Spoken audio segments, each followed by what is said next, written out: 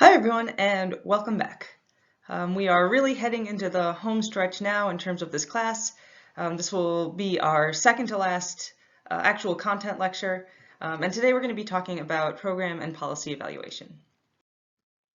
Before I get there though, just a couple of reminders about upcoming projects, and then I want to go over the schedule for the last couple of weeks of this class. So project one was due last week. Like I said, I'm aiming to have the grades up either today, Monday, or tomorrow, Tuesday at the latest. And I'm recording this before Monday, so if I get them up sooner, good for me, but at the very latest, they will be up by tomorrow. Project 2 will be due this Sunday, so the 22nd at 11:59 p.m. Project number 3 will be due on Sunday, December 6th at 11:59 p.m. And as a reminder, you can pick either option A or option B for that one. You have to complete 2 out of 3 of these projects. And again, if you complete all 3 projects, your lowest score will be dropped. So with that, I also want to just go through the schedule for the last couple of weeks here, since things are all happening and coming due. So this week we are looking at program evaluation. We will also have the last required activity for this class. So if you remember the syllabus, there are 10 activities required, and this is going to be our 10th one. So after this, you won't have to do any more discussion board posts if you don't want to. And just as a reminder, that last project option is going to be due this week, which would be Sunday the 22nd. Sorry, the second project option is due this week, Sunday the 22nd. Next week is Thanksgiving. Hooray. So we're not going to do any sort of class activities next week. Just, enjoy your Thanksgivings. Eat lots of turkey for me. All right, so no class next week. The week after that, we're going to have research ethics as a topic. And on this week, there will be a makeup activity available. So if you have missed any activities over the course of the semester, if you do it on this week, it will replace that missing score. Or if you got a low score for whatever reason, you can replace that score as well. So this is an optional makeup activity that will be due on week 13. Also due that week will be project option number 3, which will be due on Sunday, December 6th, as I mentioned. And then after that, we'll be into our second exam week. So you can see it's sort of a weird short week there, 12/7 to 12/10. That's because the semester officially ends on the 10th, which is a Thursday, I believe. So the exam itself will be assigned Wednesday, the 9th of that week, but then it won't be due until the Tuesday after that, which will be due during finals week. And I will, of course, give reminders on all these dates and other things as we go along, but I just wanted to give you guys a sort of heads up and a roadmap of what's coming next as we come into the end of the semester. All right, so that's it for announcements and reminders. But before I get into today's topic, which is evaluation research, I just want to say this because I've literally been thinking about this all week. I hope I didn't offend anybody by complaining about my neighbors mowing their lawns all the time. I'm sure some of you guys have like really nice lawns and beautiful landscaping and other things that are wonderful to look at. And please don't take my feelings about my neighbors' lawn mowing personally. So that's that. So let's talk about evaluation research. Evaluation research is going to focus a lot on program evaluation. So what does that actually mean? And program evaluation is the use of social science methods to evaluate policies and programs. So we're talking about using any of the sort of research tools we've talked about in this class so far to talk about whether a policy or a program works. And some of you have already probably given this some thought in doing the evaluate an experiment project, where you were asked to look at an experiment that did exactly this, that evaluated the effectiveness of a policy or program.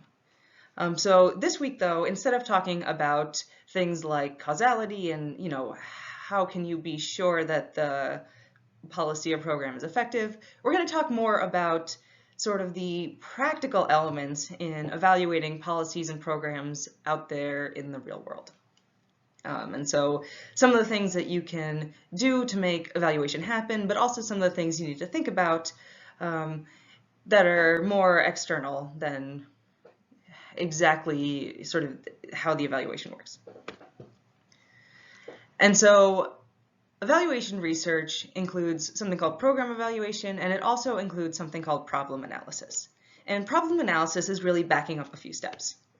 So problem analysis is about using social science methods to develop or select policies. In other words, to decide, what policies and programs should be used in the first place.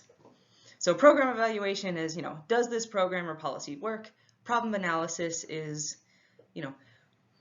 what programs or policies are needed. And here I'm using program and policy relatively interchangeably. A policy implies that we're talking about some sort of legal policy. A program or a policy within an organization. A program would imply that you're talking about something that's implemented rather than just being on the books. But either way, policy or program, we're talking about any sort of, practical thing that you can do that is decided on, by an organization or by lawmakers or anything that could actually be implemented in the world. And in thinking about evaluation research, it's worth noting that there's part of it that's science and part of it that's art.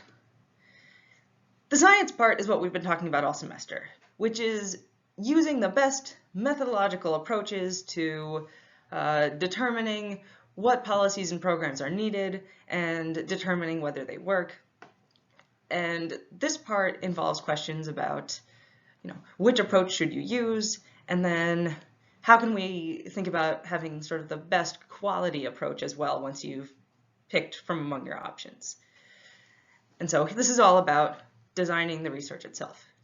But part of it's an art. And the art part has to do with accomplishing goals in a political environment with multiple stakeholders and limited resources. So whatever sort of policy or program you're thinking about, whether it has to do with policing or courts or corrections, or it's a law that sets punishments, or really anything that is an actual policy or program that exists out there in the world, is going to exist in a world where lots of people have lots of competing ideas about what's good and what should happen and what, could work and, what's going to make the public, upset or worried or pleased. And so there's lots and lots of different considerations that have to be balanced in actually selecting a policy or program, especially in something like criminal justice. And then in addition to lots of people having lots of different ideas about what appropriate programs and policies are, you're also often working with limited resources. So when we think about implementing policies and programs, we also have to think about, what's the absolute best thing that can be done with the resources that are available. All right, but with that in mind, I'm going to talk about something called the evaluation hierarchy, which sort of talks about the different considerations at different points in evaluating and choosing different policies or programs that could be implemented in criminal justice. The evaluation hierarchy starts with something called needs.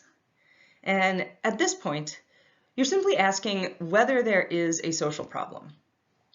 So this is the first step, because if there is no problem, you don't want to start trying to solve a problem with a policy or program that doesn't exist. So as an example here, we might think about the problem of police-citizen relations. In some places, this is absolutely a social problem.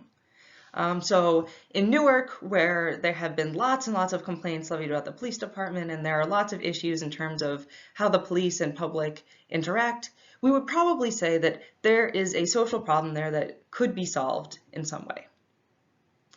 But if you come out to my neighborhood of, lawnmowers and, majority white residents and a kind of small town police department that's very popular in the town, you might look around and say, there really isn't a problem of police-citizen relations, in this small suburban neighborhood. So if you were thinking about where to apply resources, you would want to put resources towards solving problems of police-citizen relations in Newark. you probably wouldn't want to put a lot of resources towards solving police-citizen relations in, the town of Denville, New Jersey, because there really just isn't a problem there. So in thinking about needs, you're looking at what are the social issues that exist and that need attention and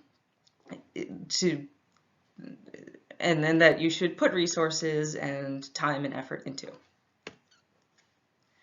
The next step in the evaluation hierarchy is thinking about what could solve a social problem. So in your first step, you're looking around to see, is there some problem here? The second step, you're trying to think about how a problem that's been identified could be solved. And it's called theory because here you're trying to understand what is causing the problem. And in order to do that, you have to have some picture or idea of how the world works. And if you think way back to the beginning of the semester, we defined a theory as some narrative about how the world works. So in order to solve a social problem, you need to understand what's causing it, and there we need to turn to theory. So if we think about the problem of police-citizen relations in Newark, a huge problem would be sort of racial injustice in policing.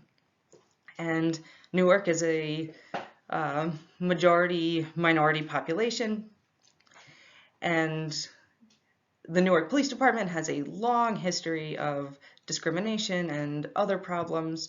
And so if you're thinking about solving that social problem, you would probably want to think about, the ways that that explanation could be contributing to the problem and could be solved. And you could probably think about a lot of different potential answers to this problem, but that's what you would be doing in the theory step. You're coming up with reasons for a problem to exist, and then you're thinking about what could potentially solve that social problem. And I'm picking on Newark as an example here just because, we're Rutgers Newark, but what I'm saying could apply to a lot of places as well.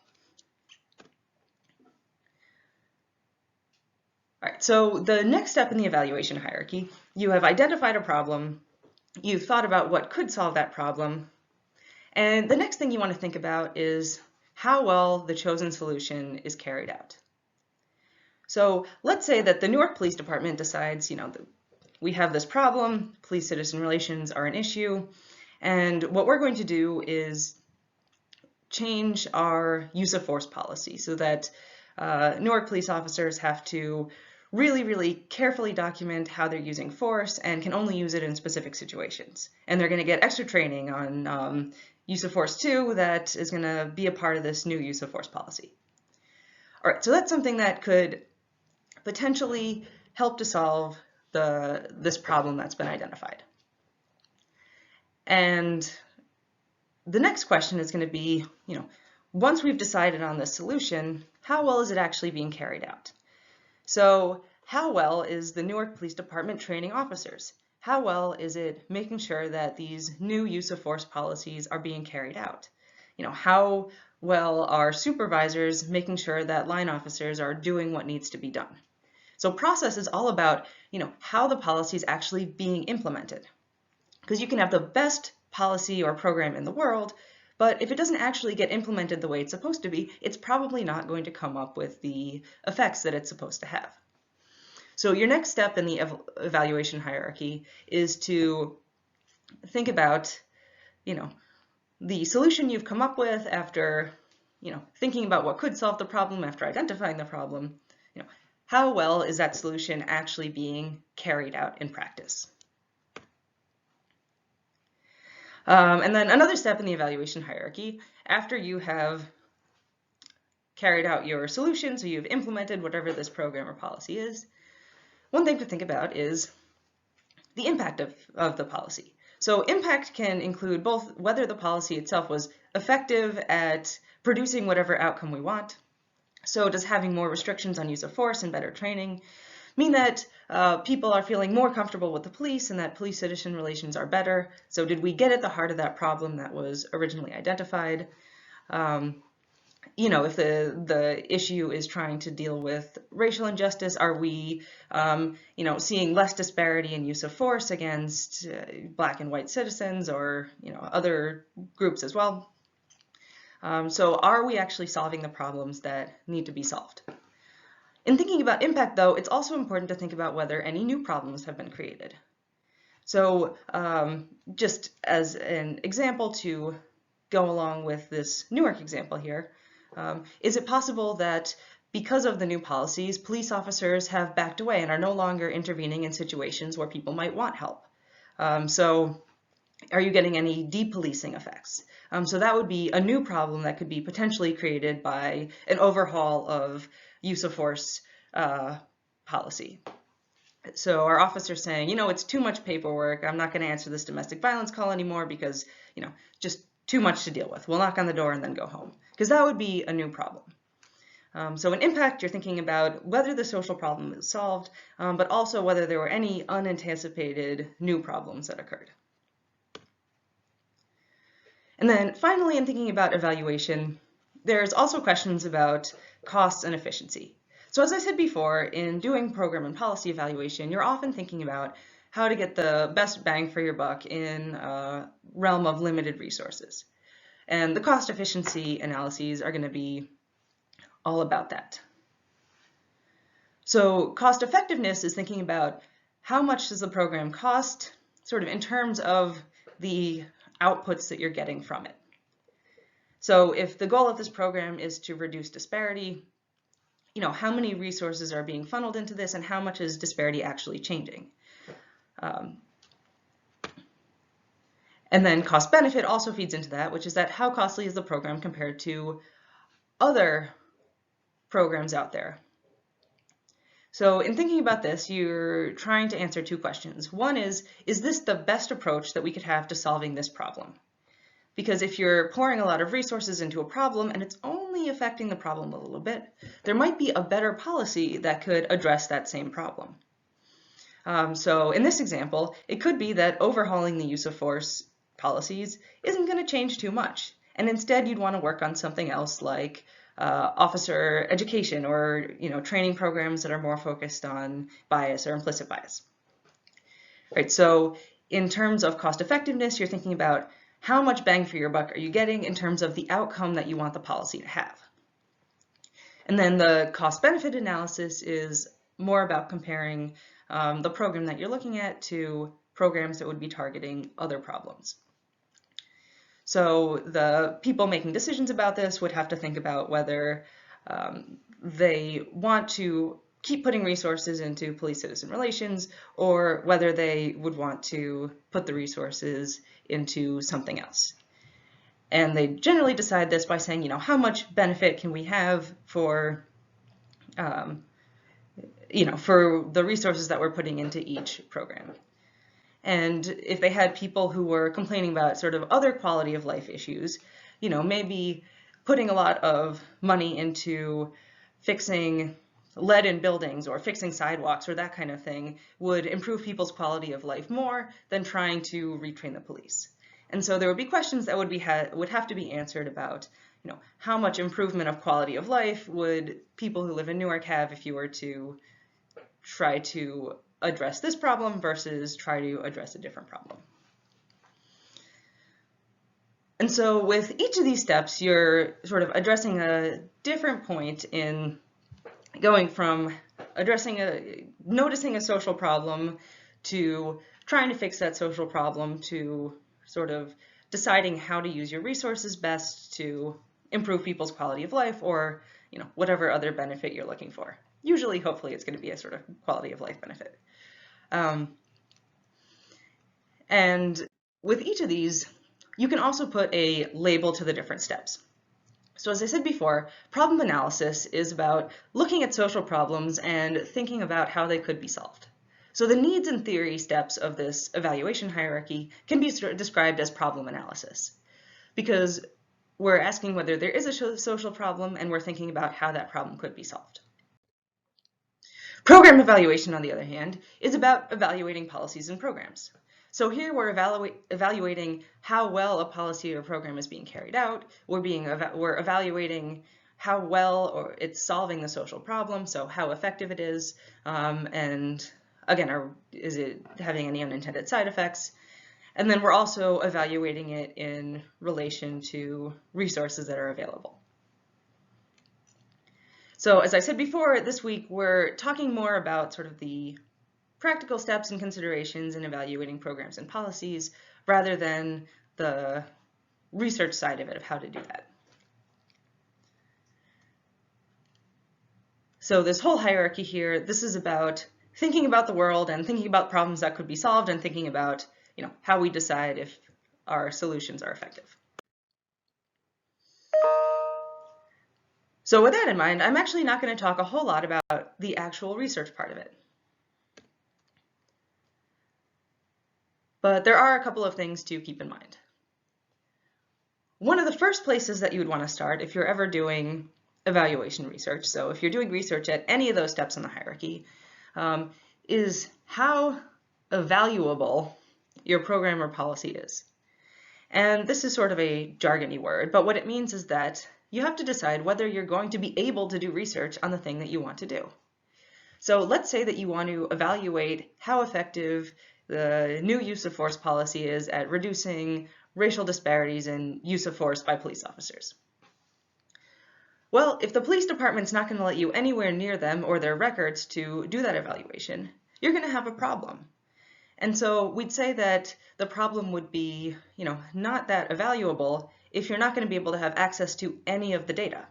On the other hand, if the department was willing to work with an outside researcher and they were willing to share data, you would be able to say, assess the evaluability of that problem and say, yeah, I think we should be able to do this research.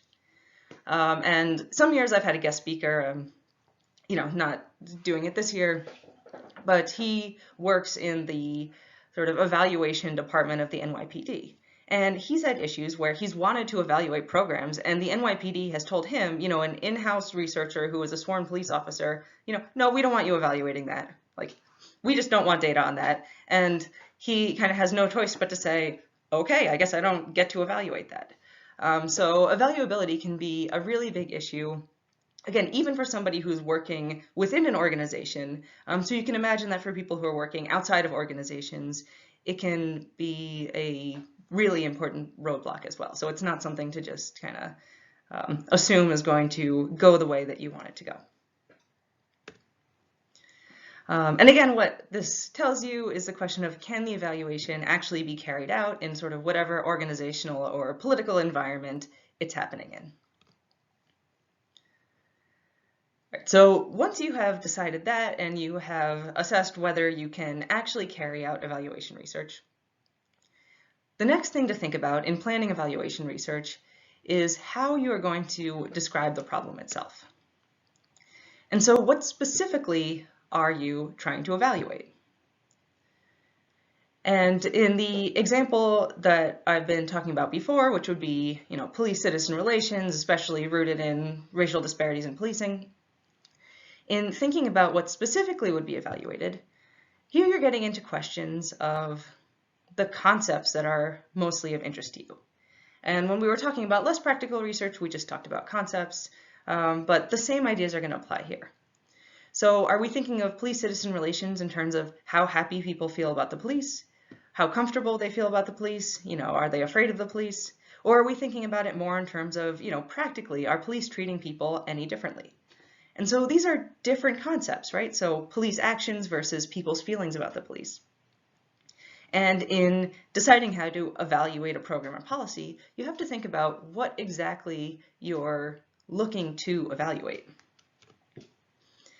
And here is where the real world often sort of throws a wrench into it again, which is that stakeholders often have very different ideas about effectiveness. And depending on who is involved in the evaluation, you may have people who have different ideas about what it is for a program to be effective. And it could be that if you're working with a police department, they're going to say this program or policy is effective if the number of citizen complaints goes down. Which, okay, that seems like a good place to start. But then you have to think about the complaint process and what it means for somebody to file a complaint, and how easy is that to do, and is it really telling us what we want to know? But it could be that that's what the police department is looking for because that's the thing that matters most to them. So as a researcher, you'd have to try to make sure that you're evaluating effectiveness in the best way that you can, given the different people who are involved when you're working with policies and programs. Sort of going hand in hand with that is the idea of measurement. So not only are you thinking about what sort of bigger concepts you want to measure, but you have to think about how you would actually measure them practically. So what will be measured and how will it be measured? So let's say that in this fictional example here, we want to think about two outcomes. We want to think about police activity, and we also want to think about people's feelings about the police. Well, you'd then have to think about how are we going to measure people's feelings about the police? A survey is probably a good bet there, but you could also have something like a focus group. You could also have something like a metric of the complaints that police are getting. And even within something like a survey, you'd have to think about what specific things you want to measure. So are we talking about overall satisfaction with the police? Are we talking about perceptions of how fair the police are? Are we talking about fear of the police? So these are all different variables that feed into how people feel about the police and police-citizen relations. But these are choices that you as a researcher would have to make if you were actually evaluating a policy like this. Same thing with police activity. So are you thinking about differences in how police officers are using force, how often they're using force, who they're using force against? Are they changing their behavior in any other areas? So again, I said you'd also want to look for unintended side effects as well. So these are questions that would all have to be answered before you are able to carry out an evaluation. In addition to thinking about outcomes, you would also want to think about other aspects of the program or policy that you would want to measure as well. So one is context. And context often means sort of the environment in which the program or policy is being carried out. So if you're looking at Newark, does it matter what neighborhood we're talking about? You might get different outcomes in the Rutgers campus area of Newark than you would in a more residential neighborhood. And so thinking about context is really important as well. And so you'd want to be able to measure those sort of contextual factors, so measure different aspects of the environment in order to put your outcomes, into context. Because let's say you found that, yes, this new use of force policy appears to be reducing disparity in police use of force. But then if you crunch the numbers, you might see, well, we only really saw this difference right around the campus, and that was driving everything we found. And in residential neighborhoods, it wasn't making any difference at all. So that would be something that you would want to know in terms of understanding how well the policy itself is working. Program delivery, that's all about implementation. So as I said before, part of what you want to be measuring is the process itself. So you want to be measuring how well the program is being implemented and not just the outcomes. And one of the reasons for this is that you might need to do troubleshooting if you're not getting the outcomes that you want. So if you do this whole evaluation, you find that this use of force policy isn't making any difference at all, you would need to also know how it was being implemented. And it could be that if you are sort of paying attention and measuring different aspects of the program delivery, you might find that, for many of the neighborhoods, the supervisors are taking the use of force sheets that they're given, sort of the records that are being kept, whatever this program is, and they're just throwing them in the garbage because they don't think that the program is worthwhile. So if you have that, that would be an issue in terms of the program's delivery itself, because you wouldn't be getting that accountability that you're looking for. But unless you're actually measuring different aspects of the program's implementation, you also won't have that information. So when thinking about measurement, you have to think about what outcomes will be measured and how they'll be measured, but then you also want to think about different aspects of the program or policy, such as the context and implementation, and how you would measure those as well. All right, so that was a brief tour through things that you want to think about in doing program evaluation that sort of extend beyond our basic research methods. On this slide, I'm going to talk about the different types of methods that you can use for evaluation research. One is experimental. So some of you guys are already pretty familiar with this thanks to the first project. And experiments are often a good way to evaluate policies and programs. Because when you have a policy or program, it's often something that actually can be randomly assigned to different groups. So you implement the policy or program in some places, but not in others. You randomly assign people to go to a particular, program, or have if that's the kind of thing that can be done with what the program is. But either way, there are often opportunities for randomly assigning different people or groups to policies or programs. And just as a quick practical note, this is often done by just staggering the time at which it starts. So if eventually you want everybody to benefit from this program, but you're not sure if the program works to begin with, you might implement it in some neighborhoods, and if you get good outcomes, then start to phase it into other neighborhoods. So the idea would be that first you get evidence that it works, and then you give it to everybody, rather than giving it to everybody and just kind of hoping that it works. So experiments are a common way of doing evaluation research. But experiments are not always practical. And so much evaluation research often takes the form of quasi-experiments. And quasi-experiments, if you remember, involve comparing groups that are not randomly assigned to each other. These can be groups that are just differently affected by a policy or program. So the program has gone into effect in some neighborhoods, but not in others. It wasn't randomly assigned, but we can still compare outcomes in those neighborhoods.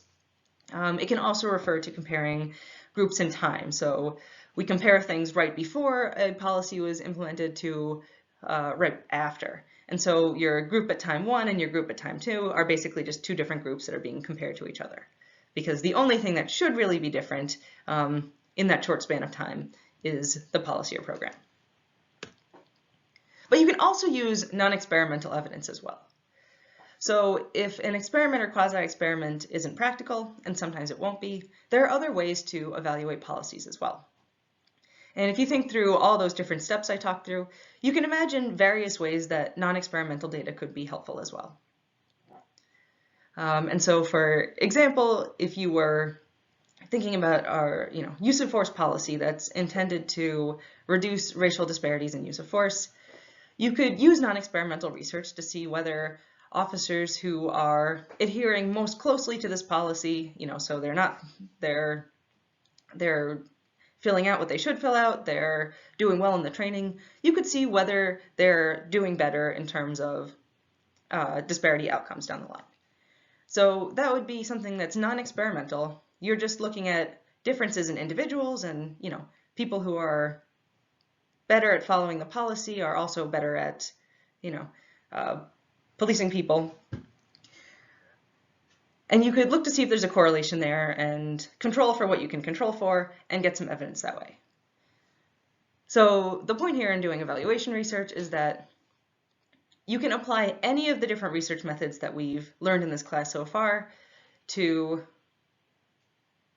understanding whether a policy is effective, or to any other point in that evaluation hierarchy. You can use qualitative research as well. So as long as you're doing research and you're using good, strong social science methods to address a policy or program, you're doing evaluation research. So the takeaway here is that you can use any method to do evaluation research. And what you really want to be thinking about are the different steps in that evaluation hierarchy, and then those more practical concerns that I was talking about on the last slide. And taken together, what this means is that evaluation is a goal rather than a method. In doing evaluation research, you're trying to understand social problems, and you're trying to understand whether solutions to those problems are working. But you can really apply any method in your toolbox to make that goal happen. So the last topic for this lecture is going to be something called evidence-based policy. And evidence-based policy is sort of a close cousin of evaluation research, but it's not quite the same thing. And evidence-based policy is just policy that is actually based on social science research. So the research can already have been done. It can be evaluation research, it can be other kinds of research, but evidence-based policy would be policies or programs that are grounded in some way on research. And for people who are thinking about evidence-based policy, there are a lot of good resources out there. So these are, if you were to click any of these links, these would all bring you to sites that sort of collect evaluation research and make recommendations for policies that are based on evidence. So they would say things like, use of force programs like this one, in all the evaluation research that's been done, in the theoretical work that's sort of behind it, there's good reason to believe that this would work. So policy should be based on this evidence. I don't want to go to research partnerships yet. I'll just talk about this picture first. But the main issue in applying evidence-based policy is what is described in this sort of beautiful meme-like picture I have here. And it's that the world of academia and the world of practitioners are often very separate, especially in criminal justice. And so academics, scholars, professors, whoever, do all sorts of research. They have lots of theories about social problems. They have identified many social problems. They evaluate all sorts of things. They write journal articles about them. Those journal articles are read by other scholars and academics and professors, and we all know so very much about the world. The thing is, oftentimes, this doesn't really ever make its way outside of the little bubble of academia. And so an issue in trying to use social science to improve policies and programs is that there has to be communication between researchers and practitioners. And this isn't to say that it's practitioners' fault that they're not getting all of the wonderful research juice being poured into their cup, but rather that it's just an issue of communication. And practitioners often have developed pretty good ideas of what works based on their own experience and are grounding their practice in sort of organizational wisdom that gets passed down for a long time. And in order to bring these two groups together, there really have to be two things that need to happen.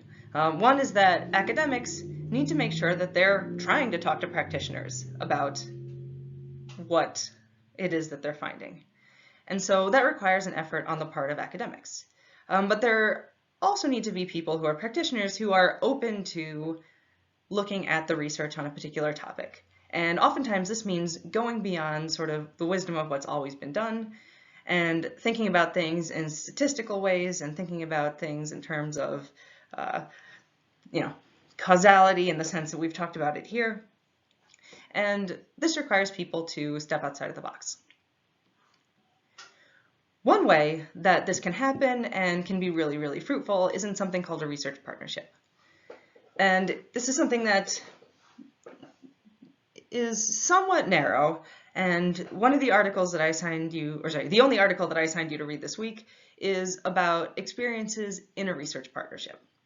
So I'm actually going to let that article do a lot of the talking for me on this topic, because it's written by somebody who has a lot of experience in these sort of partnerships and who has had a lot of good success in bringing research to practitioners, specifically police departments, and having a good working relationship and a lot of back and forth there. I can say this because the author of that article, Rob Warden, was my boss for about a year when I was in grad school, 2 years. In grad school, and I worked for him as part of a research agency that partnered with a lot of police departments. And so I will vouch for him and say he does know what he's talking about when it comes to working with practitioners, and the article is worth a read there. Very, very briefly, before I send you off to read the article and do the activity, the article talks about the ways that researchers can think about partnerships with agencies and sort of what they need to bring to the table in order to make that happen, as well as the benefits that both sides can get from a strong research partnership. So with that, I'm going to segue into the activity. And like I said, guys, this is your last activity of the semester, so, have fun. And what I want you to do is read the article by Warden et al. 2014 about partnering with agencies. Tell me, what does it really mean to be a research partner? What does it mean for a research partnership to be successful? And then what are some challenges to that? And finally, tell me what this quote here means. The availability of local Billy Beans in criminal justice makes research partnerships fragile. And so after I have all these in, I'll wrap up that last activity. And then, as I said, we'll be going into the very last part of the semester. So with this activity, we're back to the format of each question can be answered with about 1 to 2 sentences, so nothing too crazy. As always, I'm just looking for some effort and thoughtfulness on your part. And then responses to the activity should be posted by Thursday, which will be the 19th, and then responses to 2 other students should be posted by this Sunday, which will be the 22nd. And with that, I will say, have a great week.